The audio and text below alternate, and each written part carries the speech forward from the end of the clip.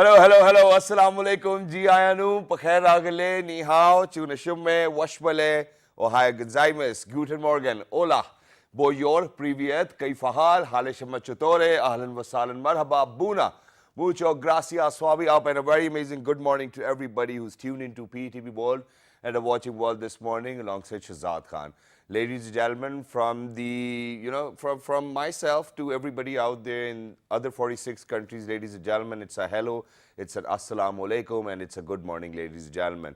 Well, it's not really necessary that, it might be morning in your country, but it's morning in my country, and it's a fabulous one. And I'm saying fabulous, it's because of the fact that the weather over here is taking a turn. And I think that the people over here, people of Twin Cities, are actually going to enjoy over the weekend, because from today onwards, from today tonight at 11 p.m. onwards, it's going to rain for the next 2 or 3 days. It's going to be a heavy downpour. So you better be prepared to go out somewhere very nice as well, or probably take a drive to hilly areas. And for everybody who's out there, who's at home, or probably are getting ready for work, ladies and gentlemen, please make sure that you're dedicated, you're motivated, and you're ready to bring about a change. Because if you are not going to bring about a change, who else will? So ladies and gentlemen, life is not that complicated. I mean, half of the time we do meet or come across people who are not that optimistic or who are not that positive with their vibes as well. But there are certain reasons, there are certain pressures in life, there are certain things in life.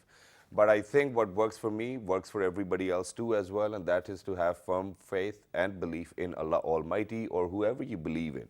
I mean, if that's how it's going to be. And I think that it's only Allah Almighty who can actually give you what you actually desire for. So ladies and gentlemen, getting started with today as well, and it's Friday. Please make sure to remember us all in your prayers. It's always lovely to be in front of you people and to work for you guys, because last night I was traveling from Peshawar to Islamabad, and I got back home at 4 in the morning, and I was so excited for the show that I couldn't miss it. And I was like, no matter what happens, even if I'm sleepy or not, I still have to be at work. And this is the kind of dedication I want from people all over the globe. And if you will be able to do that, I think you will be able to do quite a lot in your life as well, and people will definitely label you as successful, because there can be so many different definitions of being successful. But for me, being able to come at work, perform, and go back home is being successful. That's what it is. I do not want much from life, but even then you still get to pray. But now, ladies and gentlemen, today we have picked up on something very important, and there is a reason why we have picked up on it as well. But let me first of all let you know, what actually is the background of the entire community which is marginalized. Now, ladies and gentlemen, quite a lot of times we come across people who are visually impaired, people who actually cannot talk, people who cannot hear, people who have problems walking, or people who are actually disabled, or people with special needs. Now, whenever we come across them, we do see over here within Pakistan, within our own country, that they have difficulties commuting, they have difficulty getting jobs, they have so many other difficulties. They have difficulty going to the courts too as well, because there are so many laws which need to be in place, and they are not. And there's a reason why we have picked up on it, because we believe in promoting and projecting the right thing as well. And ladies and gentlemen, talking about people who actually live with disabilities, their lives are anyways difficult, so no matter what happens, they actually have to go through quite a lot throughout the time of their life. So I think that it is about time that we raise our voice, we let other people know that there are people who actually care about these people as well, and these people have rights too, and these rights need to be spoken about as well. So ladies and gentlemen, back in 2008, Pakistan actually became a signatory member of the UNCRPD, and then at the same time in 2011, on 5th of July, it was rectified that we are actually going to observe. And then all of these processes are going to take place, because their slogan, I like their slogan, nothing about us without us. And I think that this is the way forward as well, ladies and gentlemen. The convention is going to take place, and once you are a signatory member of the UNCRPD, all you have to do is that you have to make amendments in your law. I mean, if I'm correct. But today, ladies and gentlemen, we have been joined with somebody who is by birth visually impaired, but has worked quite a lot for people with disabilities as well. And first things first, we may call them people with disabilities, but I would like to refer to them people with special needs, and I think that this will actually give them the confidence which is required. And I know that the society needs to behave quite a lot around these people, and for that all we need is education and awareness, and PTV World will always do that. So on my right hand side, ladies and gentlemen, without any further ado, love this gentleman. His energy is great. He's always of positive mindset. He's very optimistic. He's one of those people who's visually impaired but can actually swim, ride horses, climb on trees and whatnot. So he's wild a little bit. He's not that wild as well. He's a responsible citizen. Ladies and gentlemen, he's the chief executive of PMHA, and he's none other Mr. Zulqarnain Asghar. He's a psychologist as well. Hello, assalamu alaikum. How are you? I'm fine. Thank you. How are you? Absolutely Sharad? perfect. First of all, I like your mustache. Second, I like your smile too as well. Thank How you. are you? Fine. Thank you. That's great. It's great to have you over here, Zulqarnain Sahab, as well. Do you like my introduction? Thank you, Sharad. Thank you. Okay, now getting to the point. So let us know about UNCRPD. You know, how did Pakistan become a signatory? How did we rectify it? And what's going to happen? Okay, but basically it's very important. We all are entitled to equal rights. Yep. But according to our needs, we need further legislation, further specification. And UNCRPD is the only convention of United Nations, Yep. which is fully detailed, thoroughly worked out, because CRC and other convention ignores the needs of people living with disabilities. All right. And it's one thing is quite important to mention here, because use of person-centered language. Yeah. First of all, we all are human beings. Yeah. We all have rights, and according to our needs, it's a responsibility of the state or legislators to do necessary legislation. Exactly. And then thank you, Shahzad. You people are going due credit to these issues, because it's very important to Thank you, Iram. highlight these issues. And it's always close to my heart as well. But what happens within this this thing with the convention? You know, it's very important. It has different articles, right? Okay. Right to started from right to life to right to mobility and free from all kind of discrimination. It has different article, and right to mobility, right to political participation, lot of articles. And Yeah. you know, before that there was only 1982 ordinance, Yep. which only talks about the jobs and employment quota. All right. And Only about jobs and quota. That's yeah, it. that ordinance doesn't address the other rights. Okay. Life has big spectrum.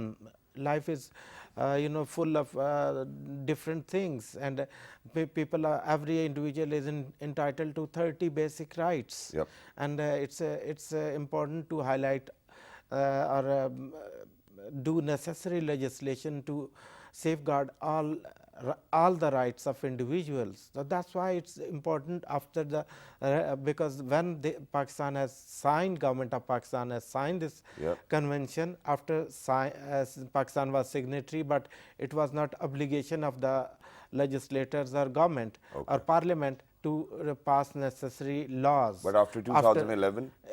Now it's obligatory. And you know, one thing, it's important to mention here, till date we haven't, as a state, we haven't submit our report to the about the CRPD, what we have done.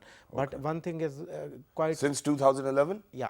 It's 2019 now, so we haven't actually, so you were telling us that we have failed to file in a report as well. Yes, we are default. We haven't filed a report. What is the That's situation? not good. Yeah. But you know, it's important to mention here, now things are going on a right direction. All right. Things, That's because great. though that's slow, but things are going. It's important to mention here that in 2 provinces law is you know, in place. Law was passed from their assemblies, Sindh Empowerment Act, Disability Act, Yep. and Balochistan Disability Act. Okay. And Punjab and KP, they yet haven't passed any law. They in Punjab and KP, even law hasn't been present in the assemblies of these provinces, but in National Assembly law is with the standing committee, Oh, yeah. and standing committee has worked a lot, and I must say, I must acknowledge this fact. Now our legislators, they are quite open about it. They call us and they say, ask our suggestions, and I must say they have incorporated our most of our suggestions. So that's the main thing. Okay. And over here, I'd like to say one thing more, Sure. because these three main political parties, Yep. they have committed in their manifestos, they'll do necessary legislation. Yeah. So that's why it's important to remind them that they have made commitment in their political party's manifesto. Now it's their obligation to do necessary legislation to safeguard the rights of people living with disabilities. Exactly, that's great. Thank you very much for saying that, and that too on television as well. Ladies and gentlemen, we are a political show. We do not really, support any political party's mindset over here on this show as well, and you can take my verdict on that. Which is why I'm actually going to ask Zulqarnain Sahab over here. Zulqarnain Sahab, have you ever seen or witnessed any party fulfilling their manifesto so far?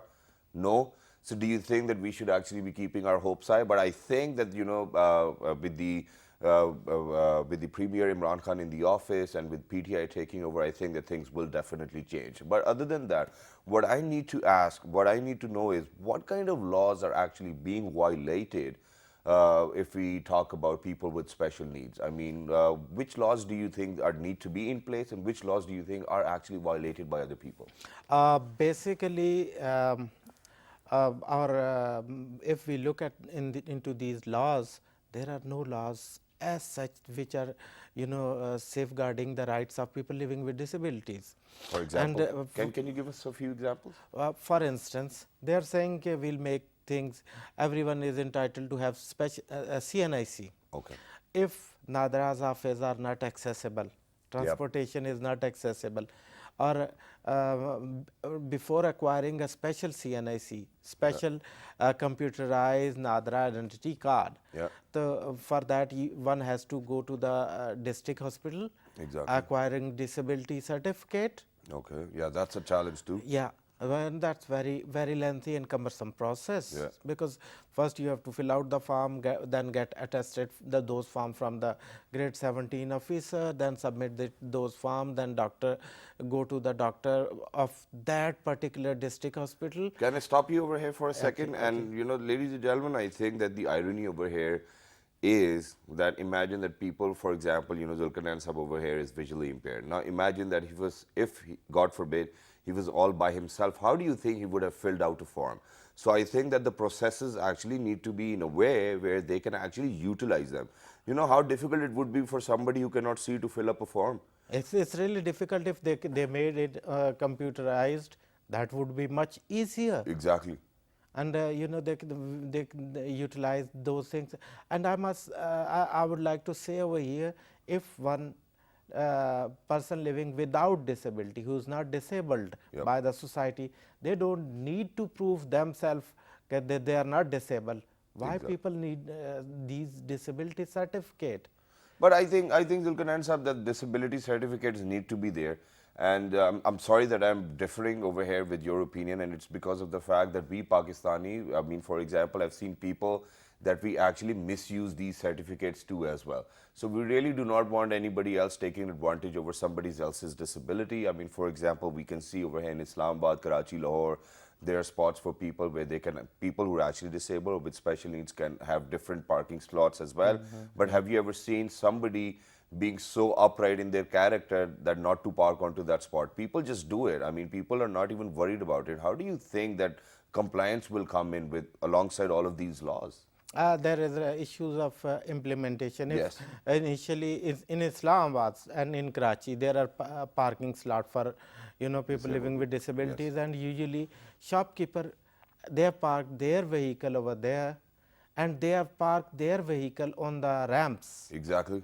And how come individual who is using wheelchair, or he or she will have access to that place. That's the main issue. And there is another thing, people usually, you know, elevator are not installed, and if lifts are there, lifts are not, you know, functional, fully functional in high rise buildings. Yeah. That's these issues needs to be addressed.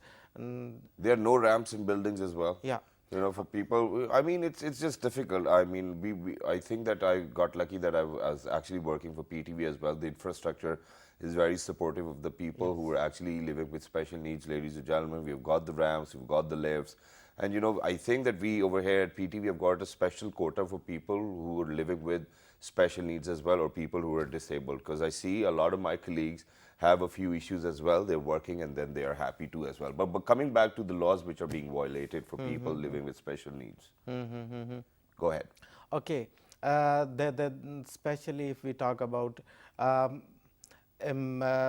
relaxation in fares, right? All right. That is there through executive order in 2009. It was announced that people living with disabilities, they'll 50%, they'll have 50% relaxation in PIA airfare and all other airlines airfare. And you're saying that because people who are living with disabilities cannot work, you know, so they do not have salaries, they're not earning. But what about people with disabilities who are even earning? Do you think that they should actually No, that's not the main issue over here. You know, if someone is living with a disability, their commuting cost increased. Yes, because they need another person alongside them too as well to look after. Yeah. That's why it's necessary. It's a right of every individual. It's the right to mobility of people living with disabilities. Exactly. And there is another thing which was announced in 2013. State Bank has passed notification in 2008-17 August. We have protested in front of State Bank of Pakistan, and in 2013 State Bank of Pakistan issue a notification for accessible banking for all people, all kind of people living with disabilities. But you know, unfortunately, banks has developed their own internal policies to violate that law. And you want the State Bank to intervene? And we want them to intervene in this, because usually if we talk about business accounts, they don't open the business accounts. For people with disabilities? Yes. Not at all? If someone has influence, he or she can get through. If someone don't have influence, they cannot. So how do you manage? I mean, for example, if I may ask you, how do you manage then? Do you keep cash at home? No. I have bank account. I had ATM card. Even at that time, banks are not opening account of people living with disabilities. And because a good friend of mine, he was working in a bank, private bank. And I asked him, back in 2002, 2001, 2002, I want to open up. He says, okay, don't have checkbook, you can have ATM card. Well, that's great. And I said, okay. He said, don't need to mention over here that you are visually impaired. Exactly. And I think that you did the right thing as well, ladies and gentlemen. When things are not working out, you obviously have to find another way. And for people, for example, Zulqarnain Saab or any other person, you know, he's definitely going to, you know, come up with a business of his own, or probably there are people who are actually working too as well. Where do you think their salaries are going to go? But then at the same time, just hear me out, Zulqarnain Saab, on this as well, where over here in Pakistan, ladies and gentlemen, we are witnessing that, you know, that there's a change, you know, there's a larger number of taxpayers coming in as well. But I think that the tax actually needs to go to the right places as well, for people who are actually living with disabilities, for people, you know, I think for their medical health care and then education, all of these things need to be looked after. Do you think that the government is actually going to provide you with these facilities after you've actually paid all the taxes? Because people who are taxpayers, they want their rights to be out there as well, right? Very brilliant question. I think we must count it properly. Because there are issues of data. We are saying we are 15.4% of the total population of Pakistan, Okay. right? In Nepal, people living with disabilities are 18%, in Afghanistan 17%, in Iran 17%. And how come? Because census didn't count us. All right. And we need sample survey for that. Okay. And because if because in ASAS program it was announced only for ASAS program declare only 5 million people people living with disabilities can be benefited for this program. All right. We are saying we are 33 million. Yep. What about the rest of the people? Exactly. They must be catered into those programs, and I must say that there must be sample survey, or there must be another things, those could be processed. So the everyone must be counted. Everyone must be included. That's why we are saying nothing about us without us, because if every individual living with any kind of disability has equal right. Yep. And I think that that's how it should be, ladies and gentlemen. People who are with disability or without disability, or people who are able, I think that the rights need to be the same, and the equilibrium needs to be maintained. You know, everybody needs to be treated the same too as well. Thank you very much, Zulqarnain Sahab, for being with us. It was wonderful to have you. Best of luck for the convention. I think it's going to take place today, ladies and gentlemen. But for everybody who's out there, Zulqarnain Sahab was just mentioning rough figures of and he said, and he rectified that there's a problem within our own data collection, because as a matter of fact, I cannot even share those figures which I learned from different websites. I can even quote those websites. They're very well-known websites as well, from very well-reputed news agencies. And after the last census, I'm very sorry, but they say that there's only 3% or 2% population of people living with disabilities. 0.48. 0.48. I never wanted to say that. I was like, that might be a mistake. And that number has been decreased from 1998. Exactly. So I didn't want you to say that. Imagine that that's the kind of work which is being done. But Zulqarnain Saab, if somebody from the legal department wants to connect with you, how do you think that they can connect? Because there's a large, there's a larger gap in between the numbers you have mentioned and the numbers which we see after the census too as well. So would you mind telling us or giving us your email or something? Okay, I've got email. I've got the card, ladies and gentlemen, over here, so you can email to him at zulkarnainasghar@pmha.org.pk. Once again, for people, if you're out there, if you want to do something, if you want to play your role within this society, please make sure that you write to him as well. Thank you very much, Zulqarnain Saab. Thank you. It was great to have you. And the Same best here. part, it was good to know that you're married with 2 daughters as well. So what are the names of your daughters? One is Ravel Zulqarnain. Yes. And other is Kulsum. Ravel and Kulsum, your father's doing a great job for people who are actually living with special needs. Please make sure that you always listen to him. Ladies and gentlemen, we're going for a short break, but when you guys will come back, I think that it is very important for all team members. It does not really matter which walk of life you're from, but if you have a team, you work with different people, you're really supposed to celebrate their birthdays. And we have got somebody over here within our own team who's like a mentor to all of us as well, ladies and gentlemen. We're going to wish him birthday today as well, but right after this short break. Good morning.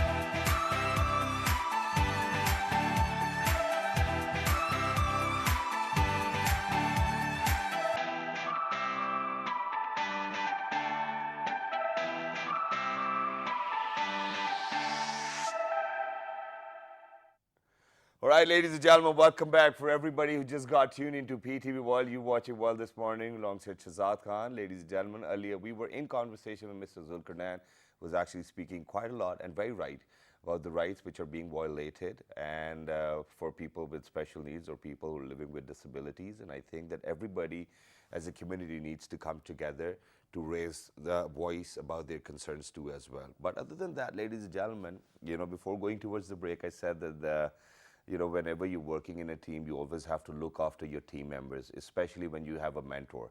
So we've got a mentor. He's been looking after us like kids ever since. We know that we have our own differences. There are different things we want. There are different things he wants from us too as well. He's one of the producer for the show, ladies and gentlemen. He's always very supportive. He's always backed us up with good energy. He's always given us that level of confidence to perform while we were on TV or while we were on stage. He's very optimistic. He's very positive in nature. And I want to wish him a very happy birthday, Jamshaid Saab. So Jamshaid Saab's, it's Mr. Jamshaid Sultan's happy birthday. So I'm going to sing him a song, even though I know that I'm going to sound very cheesy singing a song. Imagine a 32-year-old adult singing a birthday song to his producer. Happy birthday to you. May you have many more. Jamshaid Saab, say something. You can at least say something in my ear, okay? Happy birthday. It's his 40th birthday. And please make sure he's saying thank you, but it's his 40th birthday, and they very famously say that 40 naughty. But Jamshaid Saab, please make sure to be a nice man, okay?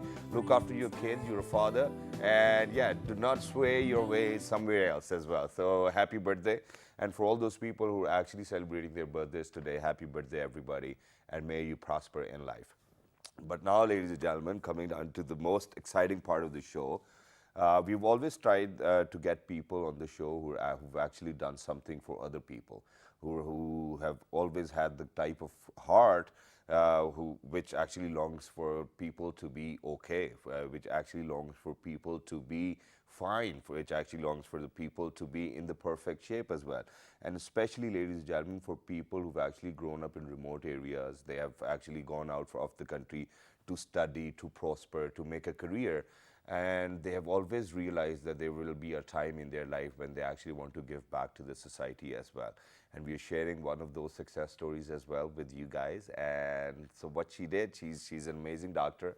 She went to the US, she was practicing over there, and then she thought, so she actually belongs from Abbaspur, which is actually 2 kilometers away from the line of control or the border for India in Pakistan, Kashmir, ladies and gentlemen. She thought that the area was so remote that people were actually not getting the right treatments. She didn't actually look for anybody else. All she did was she made a hospital by herself, by her own hands. She's running the hospital as well. And as of 1st of July, the hospital is for free too as well. It's a 9-bed hospital. There are 2 wards in it. But now, how did she do that? I will be sharing this success story with you guys on my right-hand side, ladies and gentlemen. We have been joined by consultant medical specialist, Dr. Mehnaz Ashraf. Hello, assalamu alaikum, how are you? Walaikum assalam. I'm good, thank you. It's great to have you, and I feel great, and I think that, probably in life I will have a mission of such sort as well, once in life, inshallah. And alongside her, ladies and gentlemen, we have been joined by somebody. When Dr. Mehnaz actually at the foundation, she was a part of the team. She's always been looking after the operations, whatnot. There are so many difficulties when you're doing things on your own, and especially when you're building a hospital on your own. So we're going to ask her, we're going to ask them about their journey as well. But ladies and gentlemen, alongside Dr. Mehnaz, we've been joined with somebody who's a general physician. She's none other than Dr. Iram Fatima. Hello, assalamu alaikum, how are you? Walaikum assalam. I'm good, thank you. Thank you very much for joining us. It's wonderful to have you. But ma'am, why would you come back? You had a good life, Why was there a need for you to build a hospital? So actually, this is our ancestral land, and we have been in New Jersey for many years. Yeah. And now that the kids are all on their way, finished with their studies, I had some time, and I thought it will be a good time to go back. And this has been in my mind for a long time. Since I started my medical school. It's my dad's, my late father's. Where did you start your medical school? I went to Dow Medical College in Karachi. Yeah, that's a great college. Yeah, so when I started my medical school, my father, actually, this was his wish. He's not with us anymore, but this was always in my mind that I have to do this when the time is right. Yeah. So I guess this was the right time. Yeah. So we actually started this in November 2017. And just to give you a little background, initially we didn't know what the response will be, what things are needed, what kind of facilities are needed at that time. So it was only like 2 containers that we started. But after speaking to the people around and get to know their different stories and experiences, it sounded that women health was a major issue.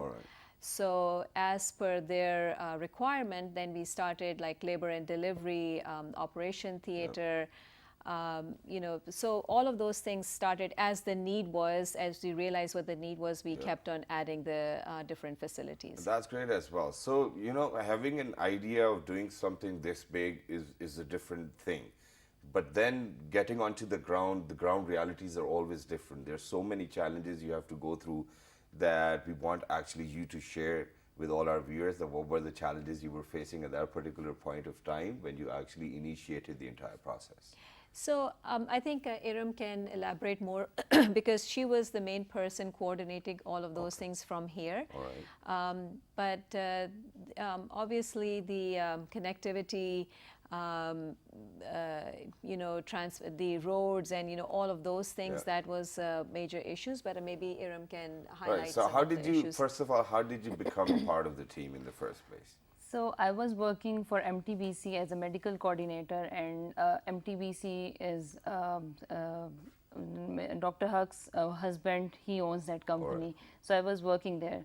So she shared her idea of the hospital, and then she initiated construction and all that. So we were initially we were facing challenges for the machinery, how the hospital runs, and we needed someone who can run the hospital. Like I have an experience in the hospital. I have been in the Holy Family Hospital here and the Benazir Bhutto. So I actually knew what kind of things we needed there, what are the machinery required there, what are the inventory and all that stuff. So she shared the idea, and then the challenges we were having in the logistics and getting right things there. So that's how I was involved little bit in the start, and then I just take over all the operational activities over there. Well, that's great. And how did people respond knowing that you were actually from Abbasipur and that you've come back and built a hospital for them? So a lot of them are like the people that, because as I said, it's an ancestral land. So mostly everybody around the house. So they were very excited, and the response has been great, and that's why we kept on adding facilities and adding on more rooms and adding on more buildings. So it's just as the need, as per the need, we kept on adding the things. So the response was great. All right, well, that's great. So let's talk about the facility you have provided to people out there as well. You were mentioning earlier while we were in discussion that there are prenatal services as well, labor, delivery, all of these. But what about major or minor injuries as well? And can people actually be operated over there? Can they get a treatment of that sort? Yes, so we do have initially to start with lab facilities. We have X-rays, ultrasound, minor surgeries. As we mentioned, it's very close to the line of control. So obviously, any kind of injuries. We do have labor and delivery. We have a couple of deliveries in there, but normal deliveries. And we had some not emergency surgeries, but planned surgeries.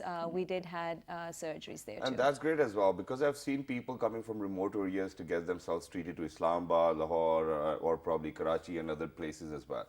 But I think that the biggest challenge which I see for myself, if I would have been a doctor, was, for example, if Dr. Iram would have called me and would be like, would you mind working in Abbasipur?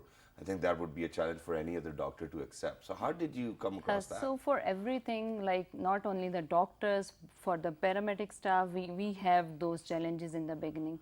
But luckily now Azad Kashmir have their own medical college, and now the first 2 badges are already in the market.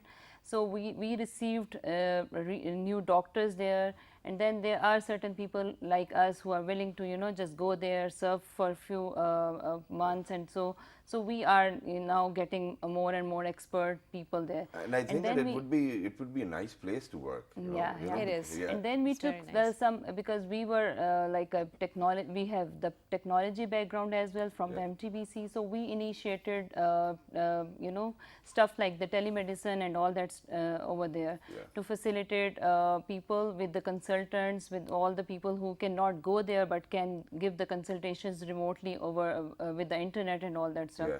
So we have the hospital have all the systems over there are electronic.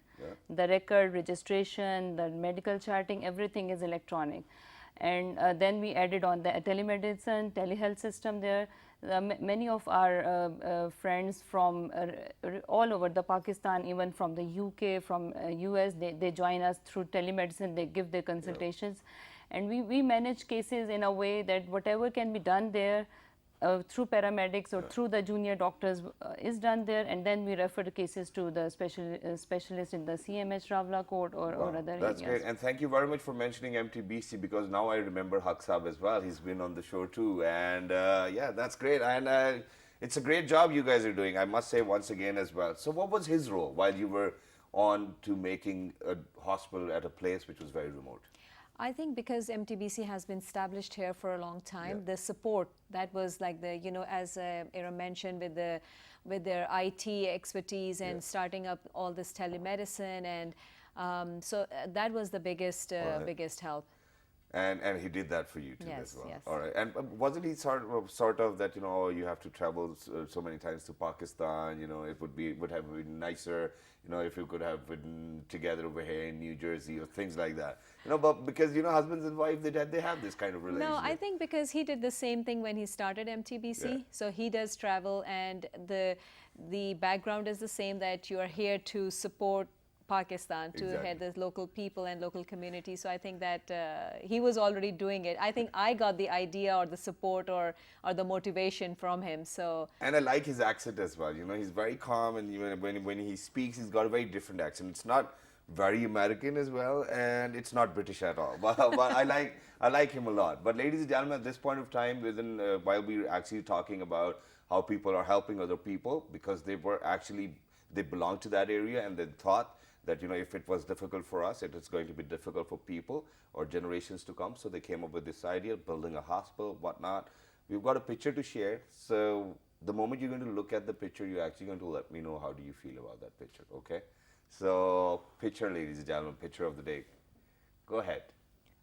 I think it's a cute caring one. is sharing. Yeah. Hearing is sharing. Yeah. Wow, that's great too as well. What about you, Dr. Iram? What do you have to say? So you know, no matter how old you grew, but you can still have some fun around. Or probably, you know, ladies and gentlemen, when you grow old, you only have one Facebook account Yeah. and you got to surf together. I think that's what it's, Whatever works. yeah, but it's a cute picture, and I think that it gives us a message that it does not really matter how old you are. You still have to be a companion, and you still have to be side by side. That's what it is. But very quickly, before we, you know, come towards the end of the show as well. So initially, when the hospital was operated, you know, or when the operations were in full process, you were charging a few pennies to all of those people who were coming in. But then as of 1st of July, you're not even charging any amount of money. How would you do that? I mean, are there other partners who are coming in? Are there other people? You know, how did that happen? Yeah, so we actually merged with Indus Hospital from Karachi. And obviously that's a huge organization, and their motto is that it's totally free, cost-free. And we are very excited about this joint venture, because obviously the more people can benefit from the hospital and they can get free services, is the better it will be. So Exactly, and which is why I'm going to actually ask you, so is it just going to be a Bospool or other remote areas within Pakistan as well? for Indus, For the hospital which you have built. What is the name of the hospital you've built? it's actually Ashraf and Munira Memorial Hospital, And it's named after? my parents. Wow, that's great. So Ashraf and Munira Hospital is going to go to other remote areas as well? So maybe Indus can go into the other areas as well. Thank you very much for coming for the rescue. Yeah, it's great. Go ahead. So because Indus is not only the hospital, they are the network of 13 hospitals and Yeah, I know. 19 small They've centers. been on the show too. So we were in discussions with Indus, and they have the same electronic health record systems. All right. So we thought to go in a joint merger, so we can, you know, share our electronic health record system, and they can come up with, and we can give them the ideas of telemedicine and how to execute that, because we've been already doing that in the hospital. Exactly. So of all these discussions, as a network, they are interested to, you know, grow their network all across Pakistan. And Kashmir is something very challenging for them because of the distance and because of no presence before and any networking in the Kashmir. So we provided them a base that they can grow a network, and now they are really enthusiastic to, you know, just take over other sites in the Kashmir too. Well, that's great. And as you knew that we just held a inauguration ceremony, and the president was there, President AJK was there. So he ensured his support for the Indus as well as for the ANM. So we are expecting that this will grow later on It's in just Kashmir. great, ladies and gentlemen. My day is getting better and better, even though that I got back at 4 in the morning last night as well. But I think that, you know, after having this conversation, I'm just so positive about people doing so many good things for other good people, which is why I'm going to share one video, because I actually want you guys to feel positive too as well. Go ahead, take a listen. It's going to make your day. Whoa. I think, ladies and gentlemen, it was the cutest video I have seen so far. I mean, I haven't even looked for such a video on internet as well, but I think that our producers did a great job, and there's always positivity in everybody's head. All you have to do is probably just learn from somebody else. That's it, how they are behaving in a particular given situation. It all comes from within, just like it did come for Dr. Mehnaz as well. So how do you see the future of the hospital which you've built, and how do you see the future of healthcare in Pakistan? So inshallah, I'm hoping that this will grow very quickly and very fast. Inshallah. And I'm hoping that in this, whatever, I mean, there are so many other programs as well, and plus with Indus such a positive, you know, all over the way they have grown and everything. I'm hoping that it will be much better Well, going that's forward. great. And thank you very much for doing such a wonderful job. It was No great. problem. What about you? Are you still going to stick to the hospital, or are you going to come down to the city Yeah, one no- day? No, so I moved to New Jersey too. So Okay. I'm taking care of other stuff related to hospital, related to healthcare industry.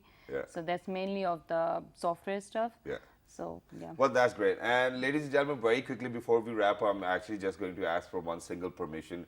Would you mind if I kind of imitate your husband just right now, just with his accent? Would you mind that? At your 'Cause I own like risk. it. That, we'll love At your that. own risk. Okay, because I like it. You know, this is how he speaks. So you know, at MTBC, you know that's how he speaks, and I love that guy as well. You guys are doing a wonderful job, Aqsab. If you're out there, congratulations to you, and to you in the first place. Obviously, it was your initiative.